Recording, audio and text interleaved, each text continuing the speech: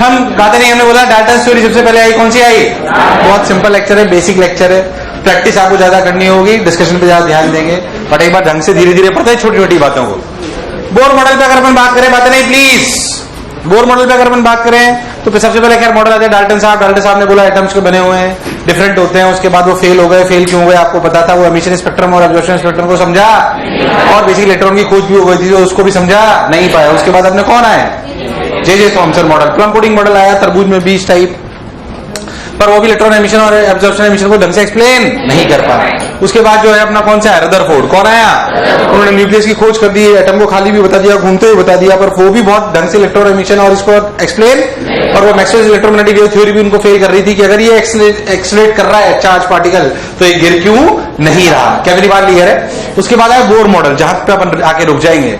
Bohr model साहब ने क्या कहा? उन्होंने जहां तक रदरफोर्ड साहब ने कहा था वहां तक तो उन्होंने बात की, उन्होंने अपने 3 पोस्टुलेट दिए, 2 ही अपने ज्यादा काम के, तीसरा एनर्जी है जो आप अच्छे जानते हो। उन्होंने पोस्टुलेट क्या दिया? पहली बात उन्होंने बोला कि there is a nucleus, there is ऐसे समझो न्यूक्लियस जो रदरफोर्ड साहब ने बोला था उसमें पॉजिटिव चार्जेस हैं और जितने पॉजिटिव उतने ही नेगेटिव हैं, ऐसा भी उन्होंने बोला। उन्होंने बोला कि इलेक्ट्रॉन्स रिवॉल्व कर रहे हैं। क्या रिवॉल्व कर रहे हैं? इलेक्ट्रॉन्स। फालतू बहुत टाइम पास नहीं करते। उन्होंने क्या बोला उसको अपन समझते हैं। उन्होंने बोला कि electrons revolve around the nucleus. First postulate ये कि electrons revolve around the nucleus, around the, और you can say positive charge particle, जिसे न्यूक्लियस बोला गया बाद में। आइए, इलेक्ट्रॉन क्या चीज? इलेक्ट्रॉन। तो इलेक्ट्रॉन इसके अबाउट घूम रहा है, इलेक्ट्रॉन अपना इसके अबाउट घूम रहा है। तो there is a positive charge place at the centre which is known as nucleus basically, and electrons are revolving around. This is first postulate जो बेसिकली रदरफोर्ड भी बता चुके थे। कौन बता चुके थे? और जो अपना इसमें इन्होंने पोस्टुलेट बोला वो क्या बोला? सिंपली उन्होंने बोला KZE। अगर अपन इलेक्ट्रॉन के रिवॉल्व की बात करें, मान लो इलेक्ट्रॉन अपना v रफ्तार से घूम रहा है, कितने से घूम रहा है? v रफ्तार से। तो उन्होंने बोला कि जो इस पर अट्रैक्शन फोर्स हो रहा है KZE, Z is the atomic number, atomic number, mass number, atomic number, number of proton हुए ना तो नहीं, क्या है एटॉमिक नंबर, मास नंबर?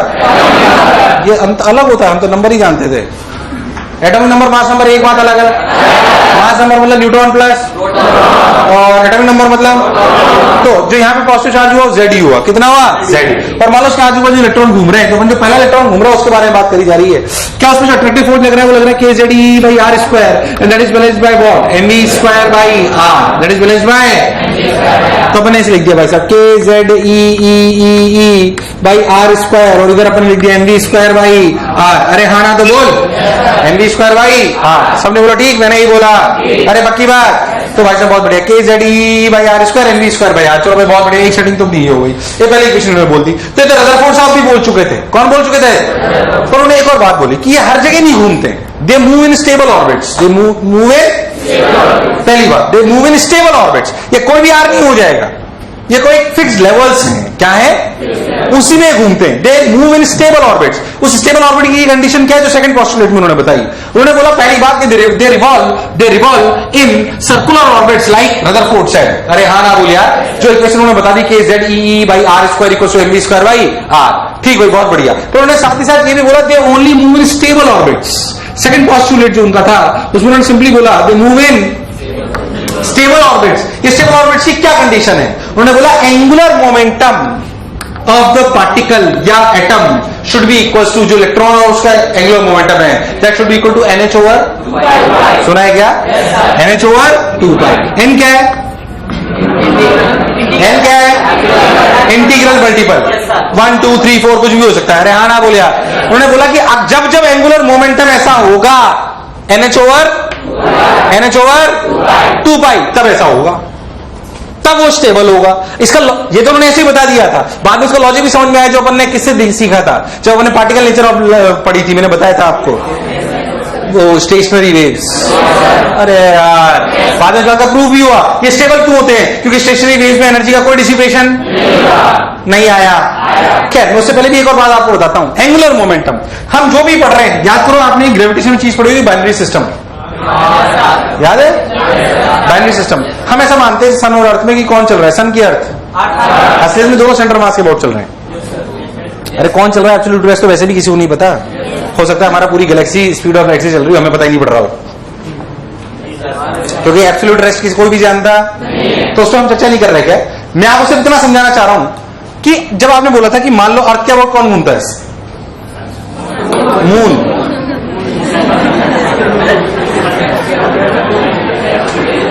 कोई गलत नहीं बोले आप अर्थ के अबाउट सन घूम रहा है, इट्स रिलेटिव थिंग। अरे हाँ ना बोले यार, है कि नहीं? अरे रिलेटिव ना, इसमें दुख होने वाली क्या बात है यार? मान लो मैं चाहता हूं मेरी बीवी मेरी बात माने, मैं बोलता हूं खड़ी हो जा बैठ जा, तो करती है ऐसा क्यों? मैं रिलेटिवली करने लगता हूं। अरे है कि नहीं यार? असलियत में the system moves about the centre of mass, about the, इसमें भी अपन चर्चा करेंगे बिल्कुल वैसी जैसी आपने ग्रेविटेशन में करी थी बाइनरी सिस्टम के नाम पे। पर न्यूक्लियस में ऐसा नहीं करते, उसका रीजन मैं आपको बताता हूं, हम पढ़ेंगे यहाँ पे बाइनरी सिस्टम के नाम पे। क्या अभी अपन मेरी सी बात समझे, अपन ऐसा क्यों नहीं लेते थे? क्योंकि असलियत में जैसे मान लो अर्थ है, अर्थ के कंपैरिजन में मून का मास बहुत ऐसा समझो, ये 1000 ग्राम, ये 1 ग्राम, या ये 1 किलो, ये समझो 1000 किलो, ये 1 ग्राम, तो इनका सेंटर मास कहां होगा? Almost eight the centre of earth यार। तो इसे स्टेशनरी मान लो। असलियत में दोनों कैसे घूमते? They move about their centre of mass. ये असलियत में अगर दो चार्ज पार्टिकल, जैसे आपने बाइनरी स्टार सिस्टम या डबल स्टार सिस्टम के नाम से पढ़ा, अरे पढ़ा था ना। असलियत में डबल स्टार सिस्टम में जो स्टार सिस्टम किसके अबाउट मूव करते हैं? पर अगर एक स्टार बहुत बड़ा हो, एक स्टार बहुत, तो क्या उसी सेंटर पे उसे रेस्ट में मान लेते हैं? ऐसा असलियत में भी होता है। जो आपने ग्रेविटेशन में पढ़ा था, जब आपने अर्थ के अबाउट सैटेलाइट घुमाए थे, तो असलियत में they move about their centre of masses. But आप अर्थ को स्टेशनरी मानते हो, सैटेलाइट को घूमता मानते थे, यस और नो?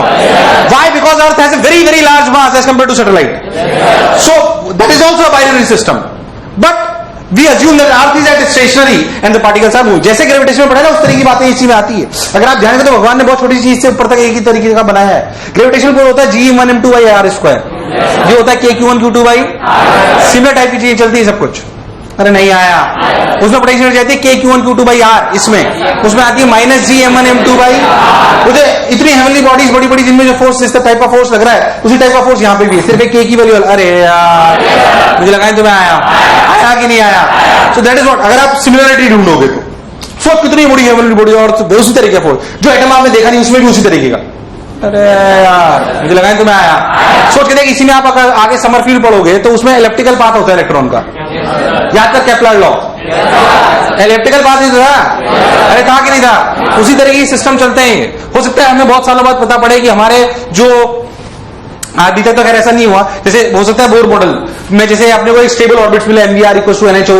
अब हमारे सैटेलाइट जो हमारे मतलब नेचुरल सैटेलाइट्स हैं या जो हमारे नेचुरल प्लैनेट्स हैं, वो किसी एक फिक्स्ड ऑर्बिट में ही घूम रहे हैं। वो फिक्स्ड ऑर्बिट के लिए भी हो सकता है कि कोई ऐसे स्टेबिलिटी का फॉर्मूला हो जो अभी तक हम ढूंढ बहुत सारी चीजें हैं। मतलब रियलिटी तो यही है कि जितना हम जानते हैं शायद वो एक भूसे के ढेर में एक सुई जितना है, इतना ही हम जानते हैं। बाकी पता नहीं कितना है, ये हमें कुछ भी पता, तो फिर पढ़े क्यों? ऐसा सोचना गलत है ना। खैर, तो अब मैं आपको ये बात यही क्यों समझा रहा था? Because in atoms there are electrons and there are protons. Mass of proton is very very large as compare to electrons, yes और नो? अच्छा, प्रोटॉन का मास कितना होता है? 1.67 into 10⁻⁻27 kg. And what is mass of electron? 9.1 10⁻⁻31 kg. इसके comparison में ये बहुत बड़ा है। कौन? सो एक प्रोटॉन 2 प्रोटॉन ये ज्यादा भी हो सकते हैं, और बाहर एक इलेक्ट्रॉन, तो मास तो बहुत ज्यादा होगा ना बीच वाले का। तो उनको सेंटर मास के बाद घूमता मानेंगे या प्रोटॉन को रेस्ट में मान लो और इसे घूमता मानो? तो सिंपल जो आप बोर मॉडल पढ़ते हो उसमें जो एटम लेते हो उसमें आप किसको रेस्ट में मान लेते हो? क्यों मानते हो? बोलो, लॉजिक क्लियर है?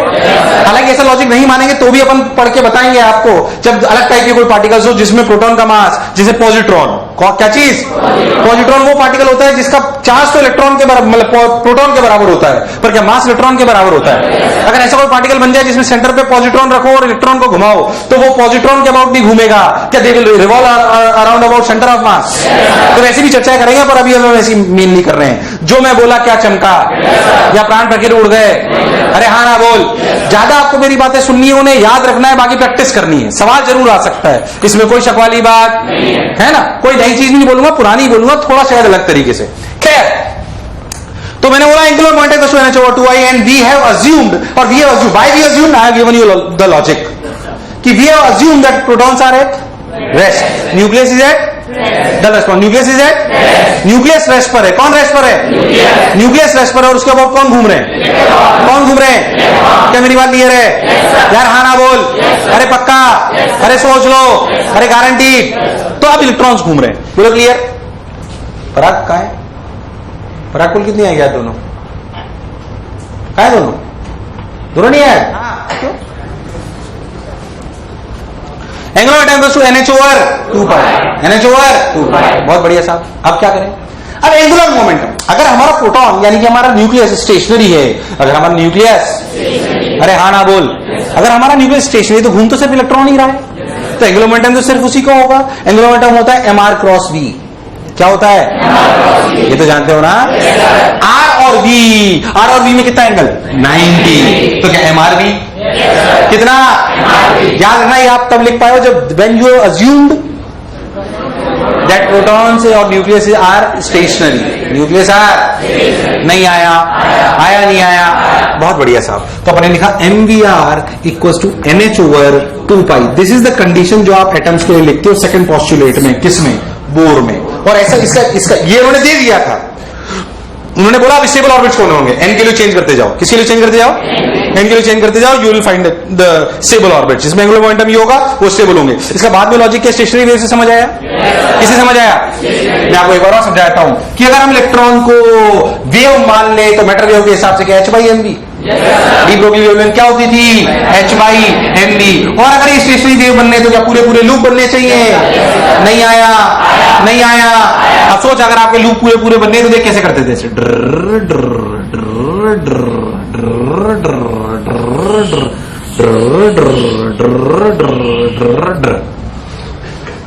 ऐसा ही कुछ हो सकता है, तभी स्टेबिलिटी आएगी, वरना स्टेबिलिटी आना पॉसिबल। याद कर शनि वेव कैसे बनती थी? ऐसे कुछ याद आ रहा है? तो ये लेंथ जो होनी चाहिए थी λ/2 के बराबर होनी चाहिए ना। लेमडा के बराबर। किसके बराबर?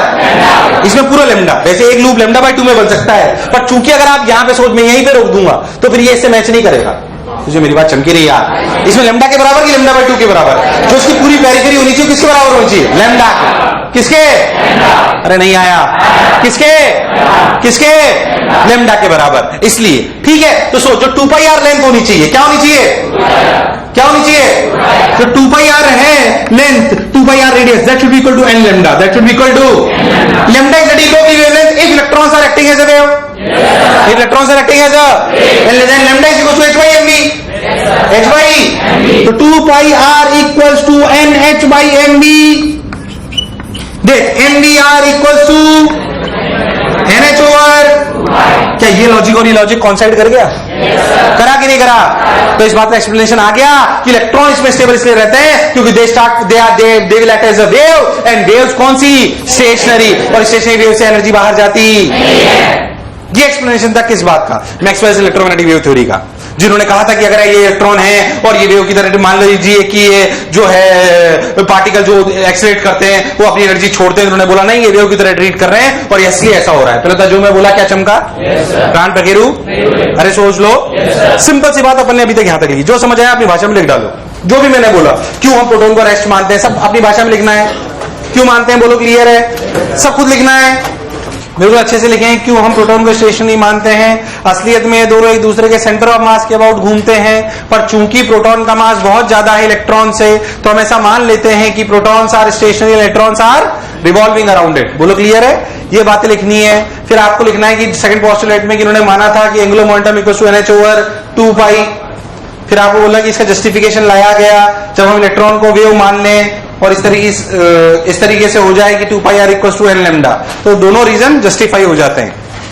अच्छे से अपनी भाषा में समझ के लिखो। लिया गया? तो थर्ड पोस्टुलेट है, बेसिकली वो कुछ नहीं, खास बात नहीं है वो।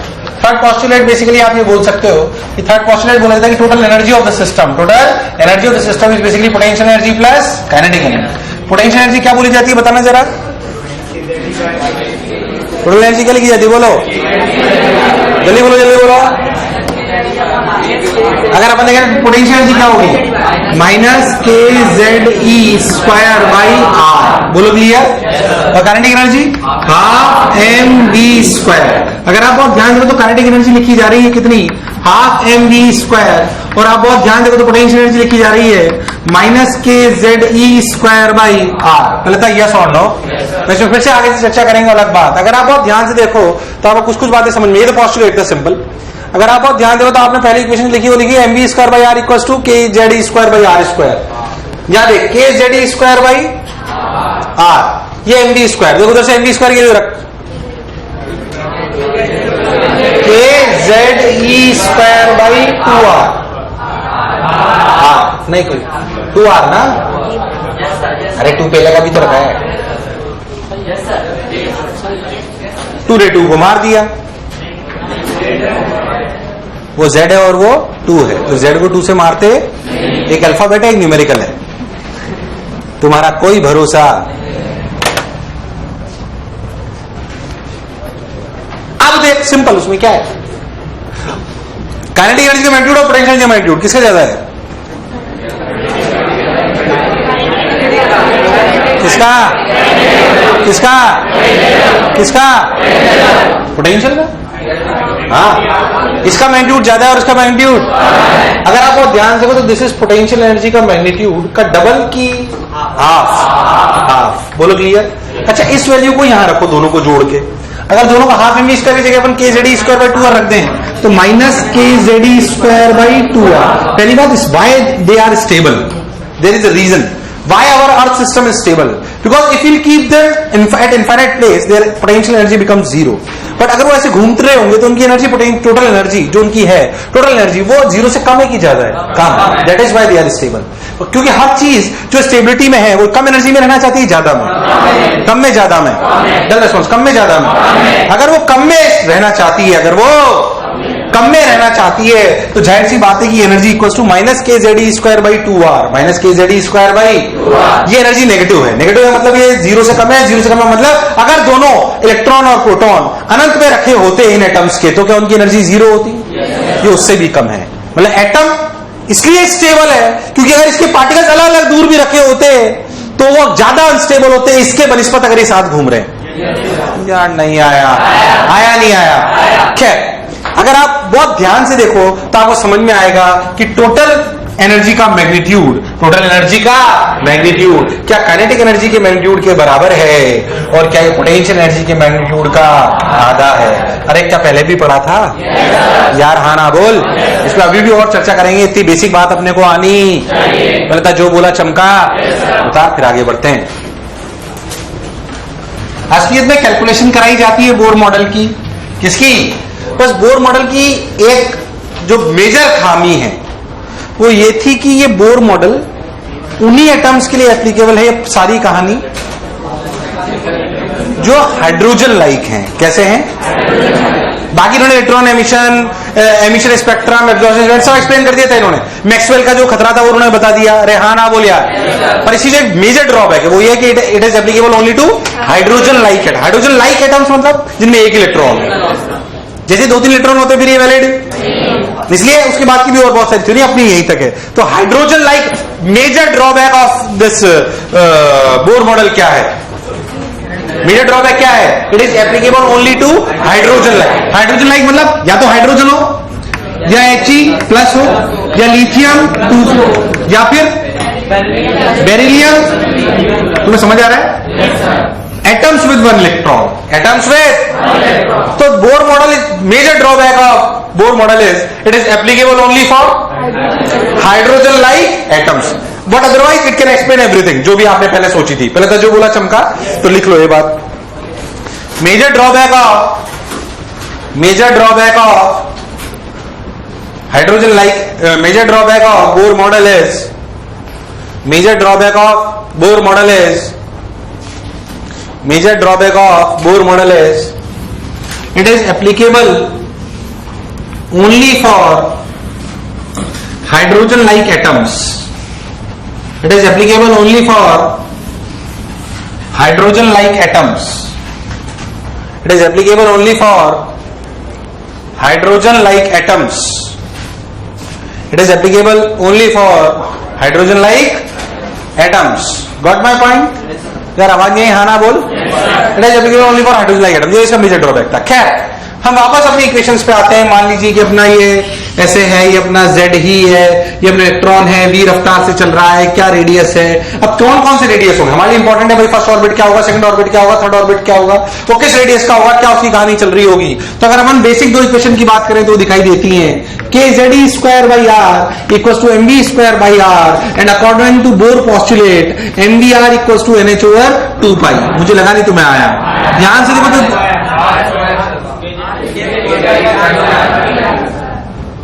क्या करें, kZe square by R square equal to mv square by R and second is mvr equal to nh over 2 pi. अब ये कैलकुलेशन होगी, आपको मेरा साथ देना होगा।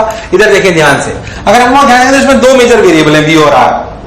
ये मास किसका है पहले बताओ, इलेक्ट्रॉन का। किसका, कंफ्यूज मत हो ना बिल्कुल, है ना। तो ये mass of electron, mass of electron, ध्यान रखो। तो v और r दो वेरिएबल है, v और r दो वेरिएबल। क्यों ना अपन v की वैल्यू निकाल के यहां पे रख दें। अगर यहां से v की वैल्यू निकाले तो कितनी आई, nh ओवर 2 पाई r me। बोल यस और नो, और इसको उठा के यहां रख दो। अगर इसको उठा के यहां रख दोगे तो बचेगा kZe square by R mass of E into n square h square by 4 pi square r square me square. मैं कुछ गड़बड़ तो नहीं कर रहा,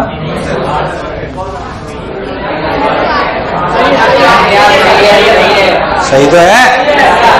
एक r ने r को मार दिया, एक me ने me को मार दिया। तो r के लिए क्या ही देखना ध्यान से, r की value I h square by 4 pi square me square, नहीं me 4 pi square me h square k e square n square by z।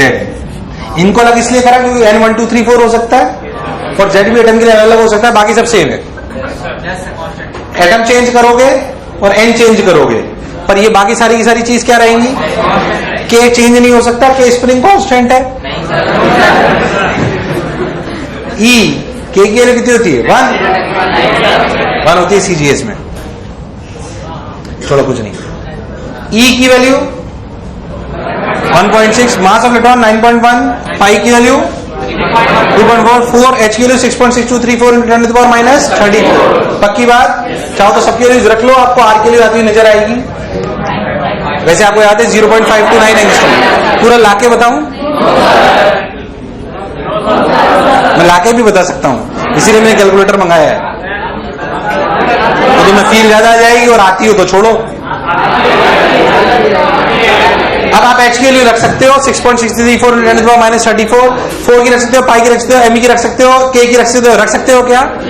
ये आंसर आएगा बेसिकली मीटर में। किस में आएगा, उसको कन्वर्ट कर लेते हैं एंगस्ट्रॉम में। किस में कर लेते हैं, तो कुल मिला के जो फाइनल आंसर आता है वो आता है 0.529 n स्क्वायर बाई z। क्या मेरी बात क्लियर है, 0.529 n स्क्वायर बाई z। कहता जो मैं बोला क्या चमका, r बराबर 0.529 into n square by z। सबने बोला ठीक, मैंने भी बोला ठीक। बेसिक बेसिक बातें, खूब सवाल आते हैं, आना चाहिए। एंगस्ट्रॉम में चल रहा है, पर ये किसमें चल रहा है, हर छोटी छोटी बात का याद रखना। Z is what, atomic number of the atom. मान लो मैंने बोला हीलियम के सेकंड ऑर्बिट का, हीलियम के रेडियस बताइए, क्या आप बता सकते हैं। n के लिए क्या रखेंगे 2, तो 2 2 जा 4, 4 बाई 2 बचा 2, 0.529 का डबल। अरे नहीं आया, अरे आया नहीं आया यार, तुम्हें नहीं आया, आया नहीं आया, बस इतना सिंपल। कोई आपसे पूछ ले लिथियम 3 प्लस के, लिथियम 2 प्लस के चौथे ऑर्बिट का आप बताइए रेडियस, क्या आप बता सकते हो। सिंपल, बहुत सवाल आते हैं ऐसे, ऐसा पूछा जाता है find out the radius of, find out the ratio of radius of lithium 2 plus third orbit to helium second orbit. क्या बता सकते हो यार, उसमें कोई रॉकेट साइंस। खूब सवाल आते हैं ऐसे, इनमें कोई रॉकेट साइंस नहीं। जब आप R निकाल लोगे, क्या निकाल लोगे, R, तो R तो भी निकाल लोगे। अच्छा एक चीज आप बहुत ध्यान से देखो तो सोचना अच्छे से कि R is directly proportional to 1/me। ये मैं बाद में यूज लूंगा कहां पे, तुम्हें बाद में पता पड़ेगा जब मैं आपको डबल स्टार सिस्टम जैसी चीज पढ़ाऊंगा। किसके जैसी, तब मैं तुम्हें बात समझाऊंगा कि R की इसकी क्या इंपॉर्टेंस थी। अभी बस इतना याद रख लो कि R is directly proportional to 1/me, तब मैं प्रूफ में दोबारा आपको ले आऊंगा। खैर हम अगर आर की वैल्यू वापस यहाँ पे रख दें तो हमें सब कुछ चलाता हुआ नजर आ जाएगा।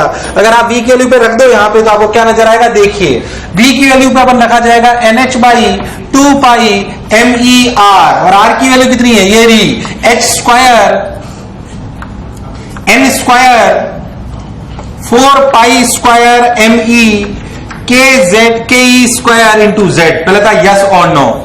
एक एन ने एन को मार दिया, एक एच ने एच को मार दिया, एक पाई ने पाई को मार दिया, एक टू ने टू को मार दिया, एमी ने एमी को, अरे हाँ ना तो बोल, एमी ने एमी को, वी के लिए क्या है बोल। अभी 2.18 तो तुम्हें याद है, देखो तो सही, तो लेके आएगी चिपका ली डायरेक्ट।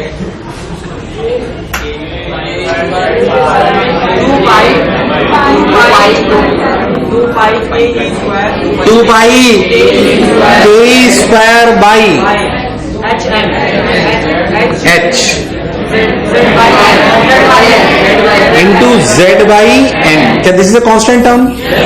दिस इज अ पक्की बात। इनकी जब वैल्यूज रखोगे तो वी की वैल्यू कितनी आएगी, वी की वैल्यू आएगी 2.18 into 10⁻6 Z by N metre पर सेकेंड। तुम्हें दूर दूर तक समझ आया नहीं आया, आया नहीं आया? अरे सोच लो, ध्यान से देख तो स्पीड ऑफ लाइट की काफी करीब आती है रफ्तार है, देख तो सही। अरे जेड बाई एन लेगा, आ रही है कि नहीं आ रही है? तो इसलिए वो पता नहीं पड़ता कहां पे है वो, इसलिए फिर वो बाद में आया था अनसर्टेनिटी प्रिंसिपल। ऐसे you can not exactly locate the presence of an electron. वो इलेक्ट्रॉन क्लाउड की तरह होता है, हो सकता है इलेक्ट्रॉन शायद कुछ होता ही नहीं हो, कोई बिखरी हुई कोई चीज होती हो, जिसको हम शायद एक पार्टिकल मानते हैं, उसको एक जगह पे पाना पॉसिबल, तभी तो अनसर्टेनिटी प्रिंसिपल आया था। ये बहुत शुरुआती मॉडल से, अब तो बहुत आगे जा चुके हैं हम लोग, पर हम इन्हें जब तक नहीं समझेंगे हम आगे पढ़ बहुत ज्यादा, तो मैं भी नहीं समझता, ऑब्वियस सी बात है, बहुत अनंत है फिजिक्स, पर ये बेसिक अपनी को जगह। मान लीजिए हो सकता है आप रिसर्च में चले जाएं, नासा में चले जाएं, मटेरियल साइंस में चले जाएं, हालांकि बातें बहुत मुश्किल है बट फिर भी है कि नहीं? ए रोतलू तो अच्छे से तो देख कम से कम 2.18 जेड बाई एन। अब फिर से सोचो, मैं यहां से पूछूं what is the velocity of the particle in second orbit of lithium plus, क्या कर सकता है? ऐसा मान लो शीट HCV सब जगह आधे सवाल तो ऐसे ही होंगे जो मैं करा नहीं रहा, क्या अपन कर सकते हैं? बेसिक बेसिक बिल्कुल, पर बहुत सारे होंगे। क्या क्लैरिटी है यहां तक? उतार दो।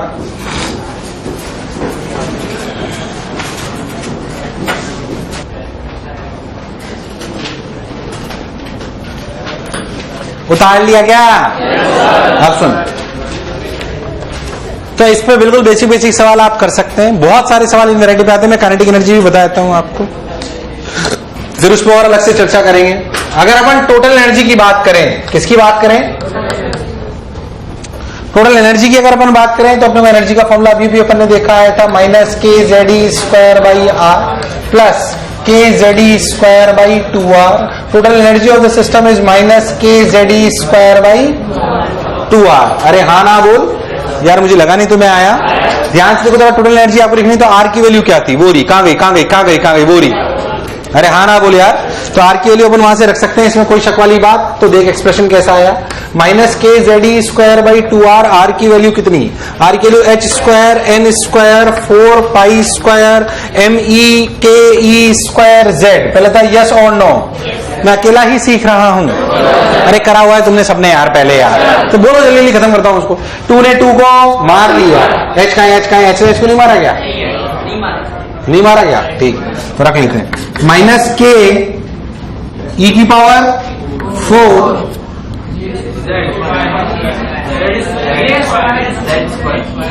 Pi square 2 ME K square का है,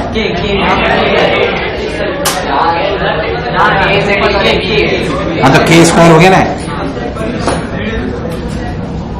Z² अब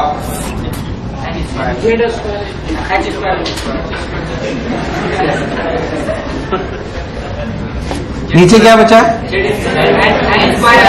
नहीं, n² तो बाद में आ जाएगा, H² और बाई N²।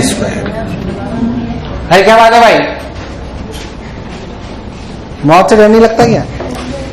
अब देख, क्या पूरी टर्म कांस्टेंट है? इसको सॉल्व करो, कितना आएगा? 13.6 1.36 13.6 भाई साहब।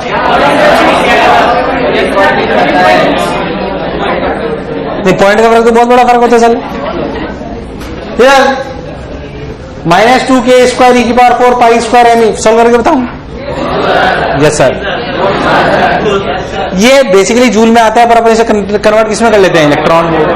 क्योंकि आप देखो तो ऊपर k² आएगा, फिर इधर e² m² h² × -34 में नहीं आया, तो इलेक्ट्रॉन वोल्ट में कन्वर्ट कर लेते हैं, तो आ जाता है -13.6 Z²/n²। फॉर्मूला याद रखना, मेरी बात ध्यान सुनना। अगर मैं बात करूं तो एनर्जी का फॉर्मूला ये है, एनर्जी का फॉर्मूला, काइनेटिक एनर्जी का फॉर्मूला क्या है? मैग्नीट्यूड तो सेम है, काइनेटिक एनर्जी और इसका मैग्नीट्यूड तो सेम होता है ना। अरे सही तो बोल रहा हूं। तो काइनेटिक एनर्जी का फॉर्मूला क्या हुआ? काइनेटिक एनर्जी का फॉर्मूला हुआ 13.6 Z²/n²। पोटेंशियल एनर्जी का फॉर्मूला क्या हुआ?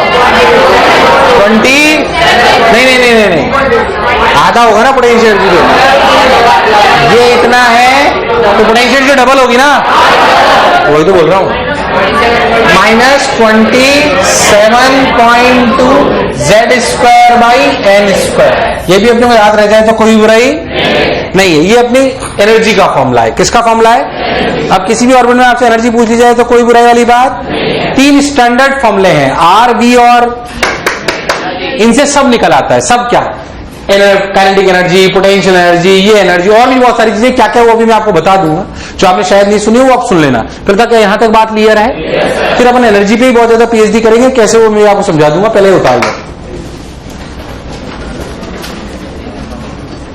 अब देख मैं तेरे को बताता हूं बहुत सारी और छोटी छोटी चीजें। देख कैसे बात है, नहीं बहुत सारी छोटी छोटी चीजें पूछी जा सकती हैं हाइड्रोजन लाइक एटम्स में। देख क्या क्या, इधर देख, हाइड्रोजन लाइक एटम्स में आपसे क्या क्या पूछ सकता हूं। सब सारे फॉर्मूलों को एक साथ लिखना चालू कर दे। देख ये देखना, आर सब लोग जानते हैं 0.529, इधर 0.n²/z, n²/z। एंगस्ट्रॉम बोलो clear. Velocity 2.18 × 10⁶ Z/n, n metre पर सेकेंड, बोलो clear. Energy -13.6 Z²/n², electron volt. क्या चीज? काइनेटिक एनर्जी जो हम लिख चुके हैं 13.6 Z²/n²। इधर देखना Z²/n², इलेक्ट्रॉन वोल्ट में चलेगा ये भी। पोटेंशियल एनर्जी की अगर बात करें तो 27.2 -27.2 Z²/n। ये तो स्टैंडर्ड जो अभी सीख ली थी। अब इनसे और बनने आ रही, ध्यान सुन। कोई आपसे एंगुलर मोमेंटम पूछ ले तो थर्ड ऑर्बिट का, व्हाट इज एंगुलर मोमेंटम? ये तो डायरेक्ट है, बिल्कुल कंफ्यूज नहीं होना। NH/, कई बार क्या होता है ऐसे पूछते हैं, ऐसे पूछेगा लिथियम के सेकंड ऑर्बिट का एंगुलर मोमेंटम बताओ। बच्चा लगा पड़ा है MBR निकालने में, V भी रख रहा है, R भी रख रहा है। अब एक धड़े NH/2 रख ले, निकाला तो वहीं से था। बच्चा क्या करता है मैं आपको बताता हूं। मुझसे पूछ लो what is angular momentum of second orbit of lithium plus, तो क्या करता है MBR, V भी अलग रखेगा और फिर उसे सॉल्व करेगा। भाई डायरेक्ट ही तो है NH/2। अरे यार, अरे एंगुलर मोमेंटम ही तो NH/2 था। दो कौन सी बेसिक इक्वेशन थी जो हमने सॉल्व करी थी? एक तो kZe²/r² = mv²/r, और सेकंड कौन सी थी? MBR = NH/. तो कंफ्यूज मत हो ना, एंगुलर मोमेंटम निकल गया। बोलो निकला कि नहीं निकला? अगर मोमेंटम की कोई बात कर ले तो MV, क्या चीज? M किसका? V, या नहीं आया? बोला आपसे बहुत सी चीजें पूछी जा सकती है, सब आपको बता रहा हूं। बोलो क्लियर? ये आपका एंगुलर मोमेंटम L, क्या मेरी बात क्लियर? अच्छा ये पूछ लिया क्या अगर इलेक्ट्रॉन घूम रहा है तो क्या उसका टाइम पीरियड भी है या नहीं है? What is the time period of revolution of electron in second orbit of lithium +2? Time period क्या होता है? 2πr/v। क्या आर पता है? मन से सोचो, कर सकते हो कि नहीं कर सकते? बहुत सवाल है। 2πr/v। अरे गलत तो नहीं कर रहा? टाइम पीरियड आ गया। अगर आपके एंगुलर फ्रीक्वेंसी ओमेगा पूछ ले तो ओमेगा क्या होती है? 2π/t। ओमेगा बराबर क्या? v/। हाँ, अरे तो पहले जाता है यार। ओमेगा बराबर क्या है यार? तुम्हें नहीं आया? और क्या क्या पूछ सकता है? अगर इलेक्ट्रॉन घूम रहा है तो क्या वो इफेक्टिव करंट भी बनाता है? What is the current due to revolving electron in second orbit of हीलियम+2 या हीलियम+? क्या आप निकाल सकते हो? ज्यादातर इफेक्टिव करंट घुमाने का तरीका मैंने आपको बताया था कि जब भी कोई क्यू चार्ज घूम रहा होता है ऐसे, तो अगर उसका इफेक्टिव करंट होता है I effective is q by time period. Q by याद करो, होता था क्यू है। क्या होता था? क्या होता था? तुम्हें नहीं आता? याद कर इफेक्टिव करंट। तो इफेक्टिव करंट क्या लिखा जाएगा? QF यानी कि E इंटू F। F का मतलब टाइम पीरियड, और टाइम पीरियड के लिए कितनी? 2π। अरे तुम्हें नहीं आया? क्या तुम्हें V और R दोनों पता है? क्या तुम्हें V और R दोनों पता है? खेला खत्म। अरे कुछ भी आ सकता है सवाल। कैसे मैं आपको बताता हूं। What is the ratio of effective current of electron in second orbit of helium, in second orbit of 2 electron in third orbit of lithium 2+? क्या तू सवाल कर सकता है? ध्यान से देख तो V और R किसके प्रोपोर्शनल है? तुझे दिखाई दे रहा है Z/n और Z²/n। अरे यार, तो Z/n के रेशियो में कुछ से प्रोपोर्शनल आ जाएगा। तुम्हें आया नहीं? मैं क्या कह रहा हूं? जैसे मालूम तो ऐसे पूछता हूं, चल पूछता हूं, देखते तू कर पाते अपन सोच पाते कि नहीं सोच पाते। Ratio of current in second orbit of hydrogen to first orbit of He+। मान लो सवाल पूछ ले। अरे पूछ सकता है ना सवाल यार, कुछ भी, बहुत सारे सवाल बनते, कमी नहीं है। अब सोच तेरे को क्या करना है? तो EV/2πr। V के लिए क्या रखेंगे? देख ध्यान से, V की वैल्यू रखेंगे 2.1 Z/n। देख ये तो रेशो में तो ये सब कट जाएंगे। Z/n अगर तू बहुत ध्यान से देख तो करंट जो आएगा वो सम Z/n ऊपर आएगा, और करंट रेडियस में क्या आएगा? नीचे देख, रेडियस में क्या आएगा? n²/z। अरे बाकी सब तो कांस्टेंट ही होगा K। तो ये I कुछ कैसा आ गया? कैसा आ गया देख? Z²/n³। Z² कुछ ऐसा ही तो आएगा यार, मुझे लगा तो मैं आया। अब जब आपका फर्स्ट ऑर्बिट और सेकंड ऑर्बिट यानी कि Z की वैल्यू 1, अरे यार Z की वैल्यू तुम्हें नहीं आया, Z की वैल्यू 1 और N की वैल्यू भी 1, 2 कितना? तो देख रेशो, देख रेशो आएगा 1/2 अपॉन 2/1। यार तुम्हें नहीं आया? समझ आया? तो आंसर कितना आ गया? 1/2 की पावर 5। 1/2 की पावर। लो लेटेस्ट सवाल, खूब सवाल, मतलब कमी नहीं, कुछ भी पूछ सकते हैं ना। रेशो पूछ ले, वैल्यू पूछ ले, हमें निकालनी आनी। ओहो करंट आ गया, करंट आ गया, करंट आ गया। अब क्या करे? देख ध्यान से, ओ देख करंट आ गया। करंट के बाद याद कर क्या था? Magnetic movement. भूल गया तू यार, मैंने मैग्नेटिक मूवमेंट पढ़ा था, रेशो आया था Q/2m। कुछ याद है तेरे को? कुछ याद है तेरे को? याद है मैग्नेटिक मूवमेंट होता था IA। क्या होता था? क्या होता था? अगर आप बहुत ध्यान से देखना चाहो तो आपको ऐसे दिखाई दे जाएगा कि this is also proportional to, अपने क्या आया है? Z²/n³, क्योंकि रेशो में काम आता है। अगर आप इसकी बात करो तो time period is directly proportional to R/n। R/n का मतलब क्या है? R/n, R/n, N²/z, और फिर ये Z/n, तो क्या N³/z²। यार मुझे लगा तुम्हें आया। अरे नहीं आया? आया कि नहीं आया? ऐसे थोड़ा सा मतलब रटना नहीं है, एक बार लिखोगे तो तुम्हें समझ में आ जाएगा कि मैंने रट नहीं रखा है कुछ भी, बस ये याद है मुझे, ये यहां तक 3। बाकी सब मुझे पता है कि कैसे आएंगे, वैल्यू रखनी, आंसर आना, कुछ भी अटकने वाला तो है ही नहीं। अरे भाई हाँ ना तो बोल यार। नहीं आया? आया कि नहीं आया? ऐसे हमने करंट का लिख लिया, एंगुलर मोमेंटम का लिख लिया, ऐसे हमने ओमेगा का लिख लिया, तो V/R, V अपना कितना है? Z/n, और ये कितना है? N²/z। क्या Z²/n³? Z²/z टाइम पीरियड उल्टा ही आएगा, इसमें कोई शक वाली बात? ये आ गया अपना। और देख मैग्नेटिक मूवमेंट, क्या चीज? क्या मैग्नेटिक होता है? I/A। I के लिए तो दिखाई दे रही है EV/2πr, और एरिया क्या होगा? πr²। क्या होगा? पाई ने पाई को, तो मैग्नेटिक मूवमेंट के लिए क्या है? EV/2। और वो कुछ याद आ रहा है? MVR QE/2M। आ रहा है कि नहीं आ रहा है? आ रहा है कि नहीं आ रहा है? वही सब। तो EVR/2, EVR/, अगर आप डायरेक्टली प्रोपोर्शनल की बात कर लो तो V की वैल्यू कितनी है? Z/N, और रेडियस कितनी है? N²/Z, तो N को मार देगा, directly proportional to N, magnetic movement. तभी तो एंगुलर मोमेंटम और इनका रेशियो QE/2M कांस्टेंट आएगा, वरना आना पॉसिबल। तभी तो Z के इंडिपेंडेंट आया है। यार तुम्हें समझ नहीं आया है? आया है कि नहीं आया? अपने मन से पूछ, मैं तेरे से पूछ लूं कि अगर आपको पूछा जाए find out the ratio of magnetic movement of electron in second orbit of helium plus and the third orbit of lithium 2+, क्या तू सवाल कर सकता है? और तू खुद जानता है कि तू अनंत सवाल ऐसे बना सकता है, और खूब होते हैं, कमी नहीं है। आपको बात समझ में आनी चाहिए। और सुन, जब अपने इलेक्ट्रॉन घूमने लगते हैं, जब अपने इलेक्ट्रॉन घूमने लगते हैं, तो क्या they will create a effective current? Yes. So क्या they will also generate magnetic field at the centre? They will also generate. आज पूछने what is the magnetic field due to electron revolving in the second orbit of helium plus? आप निकाल सकते हो। Magnetic field का formula होता है eight the centre μ0I/2R। μ0I/2R नहीं आया? मैग्नेटिक फील्ड पूछ ले, मैं बता दूंगा। पता नहीं क्या पढ़ा रहे हैं। खैर, मैं आपसे बात कर रहा था कि वैसे मैग्नेटिक फील्ड के बारे में। तो अगर ये अपने इलेक्ट्रॉन घूम रहा है तो यहाँ पे मैग्नेटिक फील्ड कितनी होगी? मैग्नेटिक फील्ड असली में होती है μ0I/2R। अगर ध्यान से तो I की वैल्यू कितनी है? I की वैल्यू है μ0EV/2πR। अरे सही बोल रहा हूं? तो 4πR²। या नहीं आया? 4πR²। मैग्नेटिक फील्ड लगेगी। क्या गई?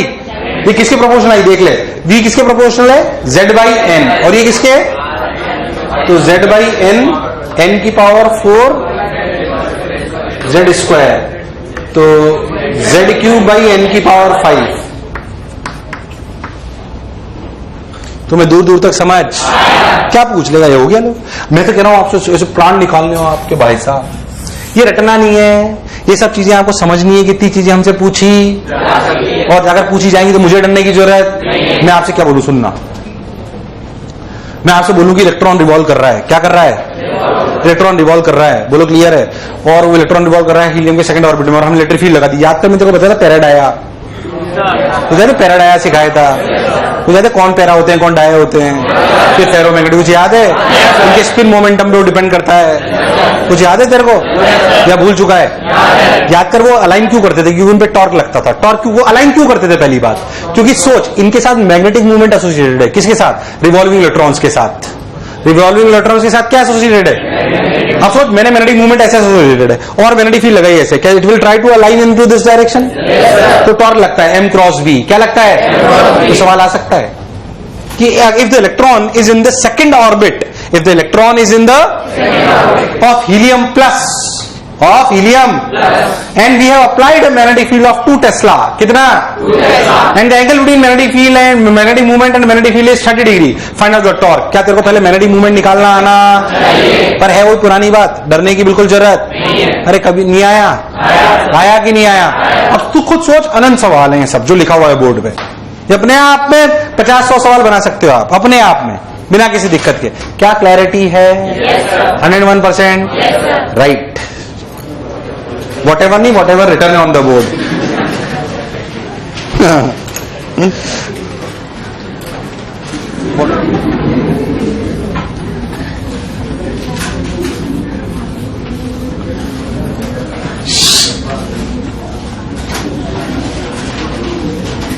आइए,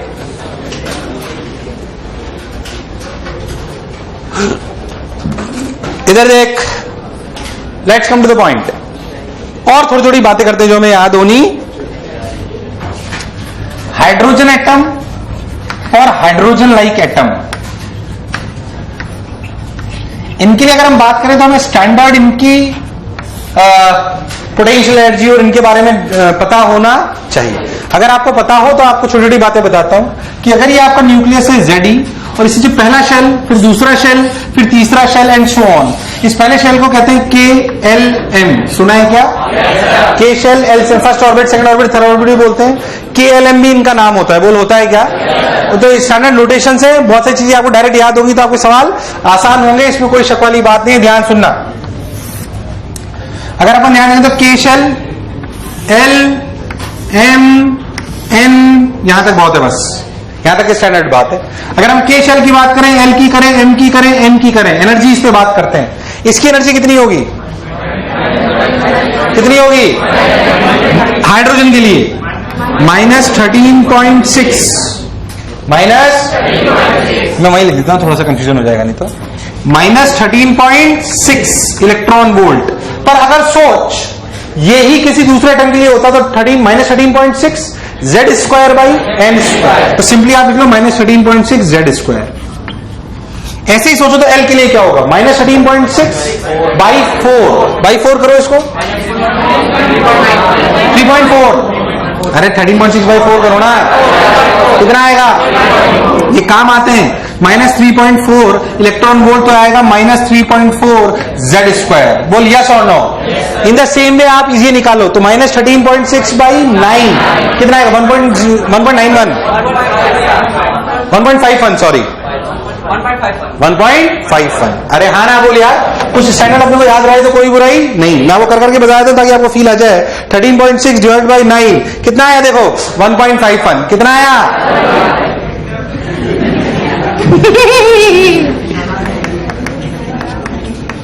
बोलो क्लियर है? 13.6 डिवाइड बाई कितना? 16।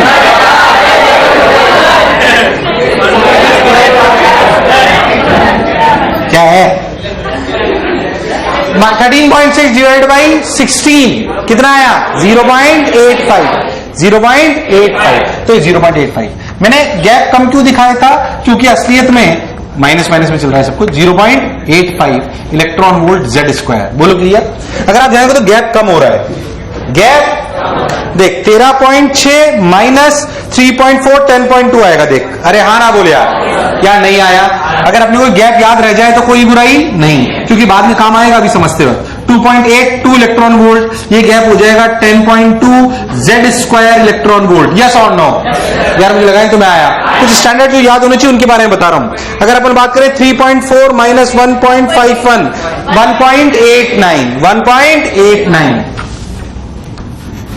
1.89 इलेक्ट्रॉन वोल्ट या 1.89 Z² इलेक्ट्रॉन वोल्ट। थोड़े स्टैंडर्ड वाले बता रहा हूं, ऊपर का भी लिख सकते हैं, पर जो थोड़े बहुत याद रहे उनमें कोई बुराई नहीं है। एक तो ये और ये इसके और इसके बीच के गैप याद रह जाए तो कोई बुराई नहीं है। देख 13.6 माइनस 1.51 12.1 ले लेते हैं अप्रोक्सीमेटली, पर कोई बात नहीं। 12.09 पर मानते, इनके बीच गैप है 12.01। ये पूरी कहानी है हाइड्रोजन एटम की। 12.09 ये है हाइड्रोजन एटम की और ये है हाइड्रोजन लाइक एटम। ये अगर अपने को याद रह जाए तो कोई बुराई नहीं है। क्यों काम किया अभी थोड़ी देर में तुम्हें समझ में आएगा। पहली बात, ऐसे अपने को एनर्जी गैप्स के बारे में क्लैरिटी होनी। अगर अपन इन सभी ऑर्बिट्स में काइनेटिक एनर्जी पोटेंशियल एनर्जी भी लिखें तो भी अपने को कोई दिक्कत नहीं। क्या अपन इस ऑर्बिट में हाइड्रोजन की काइनेटिक एनर्जी लिख सकते हैं? जैसे मान लो मैं इसमें लिखूं kinetic energy of hydrogen atom, kinetic energy of hydrogen atom, क्या काइनेटिक एनर्जी लिखी जाएगी? 0.85 यहां कितनी लिखी जाएगी? 1.51 यहां कितनी लिखी जाएगी? 3.4 यहां पे 13.6। Potential energy of hydrogen atom क्या होगी? जल्दी बोलो, ये डबल करते जाए 27.2 माइनस के, अरे यार ये कितना? 3.4 का 8 6.8 1.51 2 3.02। अरे नहीं आया 1.7। क्या नहीं आया? लिख सकते हैं। क्यों ये सब ने कराया अब ये समझ में आ जाएगा। उससे पहले मैं छोटा सा सवाल कराऊंगा। ये जैसे मुझे आती है या याद है वैसे आपको क्लैरिटी होनी कि इनके बीच में डिफरेंसेस हैं। क्यों ये इंपॉर्टेंट है एनर्जी डिफरेंसेस? क्योंकि जो फोटोन छोड़े जाएंगे, जो फोटोन दिए जाएंगे, जो एब्जॉर्ब करेंगे, जो एमिट करेंगे, वो इन्हीं गैप्स पे डिपेंड करेंगे। वो इन्हीं गैप्स पे जो अपन धीरे धीरे भी समय के साथ समझेंगे। क्या यहां तक की बिल्कुल क्लैरिटी है? उतार फिर आगे बढ़ते हैं। देख लो एनर्जी डायग्राम या energy distribution for hydrogen and hydrogen like atoms. Energy distribution for hydrogen और हाइड्रोजन लाइक एटम्स उतार लिया। अच्छा मैं तुमसे एक बढ़िया सवाल पूछता हूं, चलो गणित वाइज थोड़ा और कंसेप्चुअल है। ये जो तुमने पोटेंशियल एनर्जी लिखी -27.2, ये पोटेंशियल एनर्जी कब होती है? जब अनंत पे या के Q1 Q2 बाई R कब होता है? जब अनंत पे पोटेंशियल एनर्जी 0। तो वहां मानी तभी तो ये फॉर्मूला आया था। किसी ने बोला नहीं मान रहा? उसने बोला suppose we will consider zero potential energy eight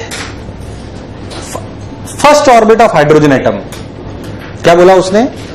if we consider zero potential energy at first orbit of, write down the potential energy, kinetic energy and total energy for first, second and third orbit of hydrogen atom. सवाल समझ आया मैं क्या कह रहा हूं? सवाल लिखें आप. If we consider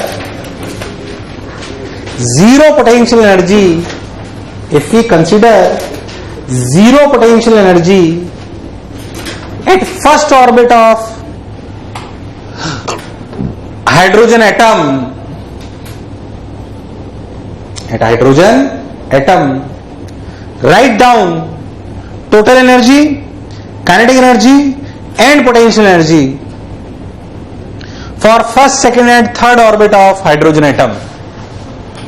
For first, second and third orbit of hydrogen atom.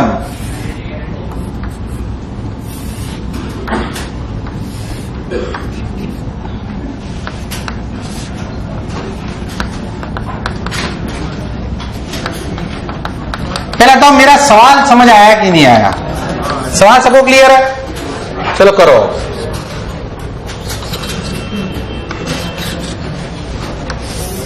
चलो आ जाओ.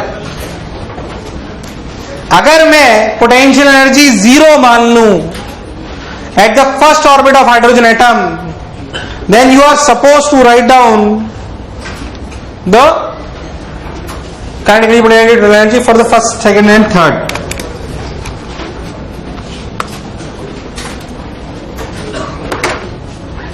मैं जाता हूं. पहले आओ, पोटेंशियल एनर्जी का रेफरेंस चेंज करने से क्या चीज चेंज नहीं होती? डिफरेंस. क्या चेंज नहीं होती? अच्छा, काइनेटिक एनर्जी में क्या फर्क पड़ेगा? यार वो तो वैसी ही रहेगी भाई. काइनेटिक एनर्जी तो हाफ mv स्क्वायर थी यार. काइनेटिक एनर्जी में कोई चेंज. तो पहले तो काइनेटिक एनर्जी लिख दो. कहां है काइनेटिक एनर्जी? लिखो 13.6, 3.4, 1.51. पोटेंशियल एनर्जी यहां जीरो मान ली गई. पोटेंशियल एनर्जी यहां. अब ध्यान सुनना, क्या चीज चेंज नहीं होती? डिफरेंस. देख यहां डिफरेंस देख. अगर तू दिस माइनस दिस करेगा तो आएगा 20.4. अरे कितना आएगा? और तू दिस माइनस दिस करेगा 3.06 थोड़ी. अच्छा, माइनस भी नहीं करना आ रहा अपने को. 6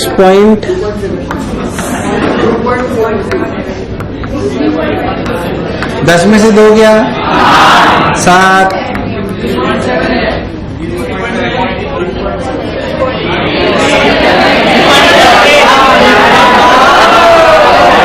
कि तुम लोग बोल रहे थे 2.7. मैं नहीं मानूंगा. 3.78. कोई बुराई वाली बात? अरे हाँ ना तो बोल. तो 3.78. ये डिफरेंस चेंज नहीं होता. ये इससे 20.4 ज्यादा है तो है. यानी कि अगर ये जीरो है तो क्या ये 20.4 है? ये 20 पॉइंट, और इससे 20.4 से वो कितना ज्यादा है? 3.78. अब 3.78 जोड़ लो इसमें तो कितना हुआ? 24.18. अरे नहीं आया? 24.18. क्या मैं सही बोल रहा हूं? आप टोटल कर लो इन दोनों का. टोटल एनर्जी है. अरे कभी तो हाँ ना बोल. Kinetic energy plus potential energy का समेशन क्या हो जाएगा? Total energy. खत्म. 8 और 1 9, 5 और 1 6, 25.69, 4 4 8, 23.8, 13.6. This is the answer.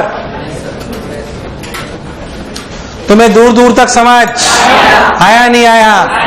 मैं कुछ काम दे चुका हूं क्या इसमें? लाओ मैं काम दे देता हूं.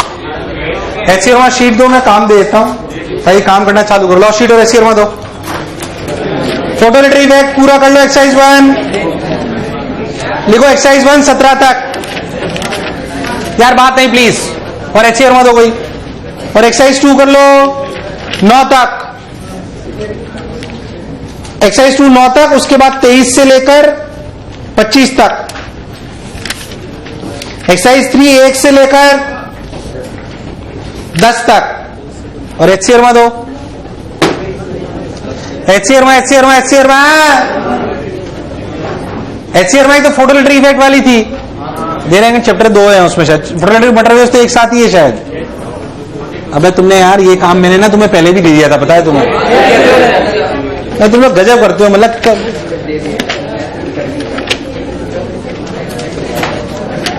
तुम्हें बताया नहीं बताया मैंने अभी? कल मैंने क्या करा? कल V3 V7 में काम नहीं करा था बच्चों ने, बता दिया ना मैंने। परसों बताया था, तो परसों करा होगा।